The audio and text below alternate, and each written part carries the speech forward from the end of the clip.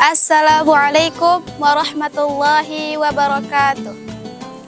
Alhamdulillahi rabbil alamin, nahmaduhu wa nasta'inuhu wa nastaghfiruh wa na'udzu billahi min syururi anfusina wa min sayyiati a'malina.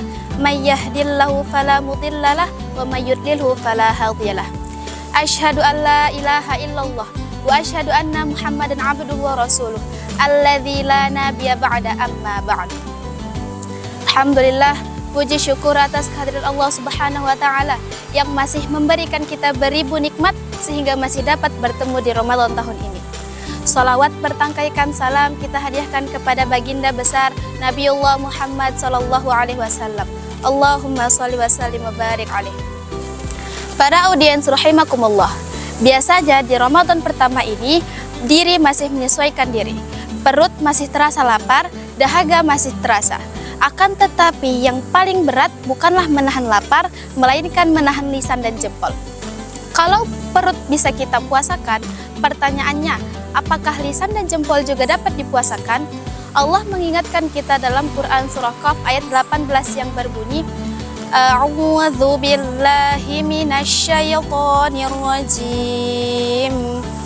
Bismillahirrahmanirrahim.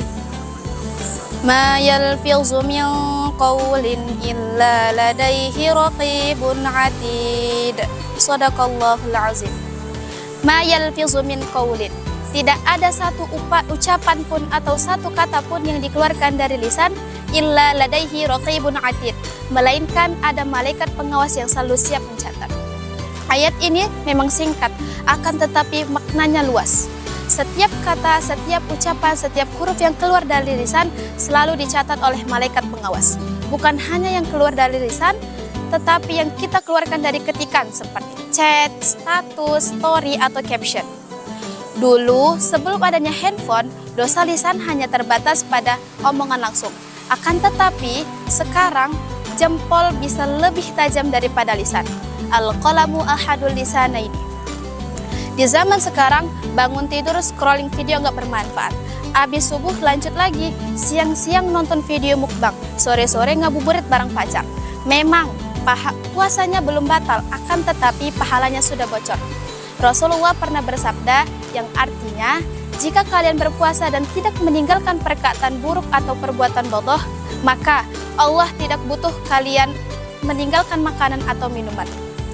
Hadis ini sejatinya cukup untuk mengingatkan kita bahwa pahala dapat kehilangan nilainya atau pahalanya karena lisan dan jempol yang tidak dijaga. Kita kalau soal makanan sangat berhati-hati. Sedikit ragu langsung bertanya, kayak gini batal nggak ya? Kayak gitu batal nggak ya? Padahal kalau ngomentari orang, menggunjing orang nggak pernah berpikir berulang kali apakah karena ucapan atau komentarmu itu dapat menggerogoti pahala puasamu. Seperti sabda Rasulullah yang artinya, jika salah seorang di antara kalian berpuasa, maka jangan berkata kotor dan jangan berbuat bodoh. Kata jangan berbuat bodoh di sini maknanya luas, termasuk debat, nyinyir, gibah online, dan komentar yang menyakiti hati orang lain. Hadirin hadirat rahimakumullah. Barang siapa yang beriman kepada Allah dan hari akhir, hendaknya lah ia berkata baik atau diam. Makna diam di sini bukan berarti kalah, melainkan selamat. Selamat dari apa?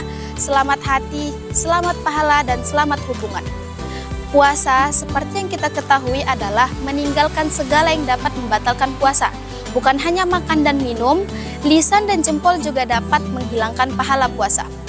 Puasa inilah yang hakikatnya mengajari kepada kita bahwa ibadah puasa adalah puas bukan hanya menahan lapar dan haus, melainkan untuk lebih peduli terhadap sesama dengan cara tidak menyakiti hati orang lain, baik dengan lisan maupun dengan ketikan. Sebelum saya akhiri ceramah saya akan memberikan 3 tips yang insya Allah kalau kita laksanakan, puasa kita lebih berkualitas. Yang pertama, puasa lisan. Puasa lisan bukan berarti nggak boleh ngomong sama sekali, melainkan sebelum berbicara hendaknya bertanya kepada diri sendiri, apakah yang saya katakan ini bermanfaat, baik, atau dapat menyakiti hati orang lain. Yang kedua, puasa jempol. Puasa jempol bukan berarti jempolnya nggak boleh gerak-gerak, akan tetapi puasa jempol adalah menahan jari jemari untuk mengetik sesuatu yang tidak ada manfaatnya atau bahkan menyakiti hati orang lain. Yang ketiga, puasa emosi. Jikalau hati kita mulai panas, mulai dongkol atau mulai emosi, ingatkan diri bahwa kita sedang berpuasa dan ucapkanlah astagfirullahalazim.